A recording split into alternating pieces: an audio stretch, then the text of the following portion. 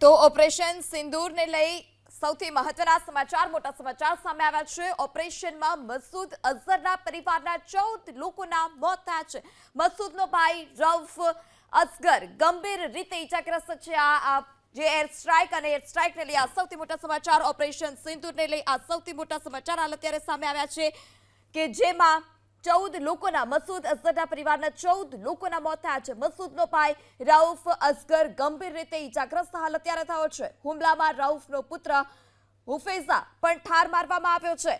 તો ભારતનો most wanted આતંકી રઉફ અસગર અને જે હાલ અત્યારે ગંભીર રીતે ઇજાગ્રસ્ત છે તેના પુત્રને પણ ઠાર મારવામાં આવ્યો છે। ત્યારે ઓપરેશન સિંદૂરને લઈ આ સૌથી મોટા સમાચાર કે જે મસૂદ અઝહર છે તેના પરિવારના 14 લોકોના મોત નિપજ્યા છે। મસૂદનો ભાઈ રઉફ અસગર ગંભીર રીતે હાલ અત્યારે ઇજાગ્રસ્ત છે, જ્યારે રઉફનો પુત્ર હુફૈઝા પણ હાલ અત્યારે ઠાર મારવામાં આવ્યો છે અને ભારતનો મોસ્ટ વોન્ટેડ આતંકી રઉફ અસગર છે।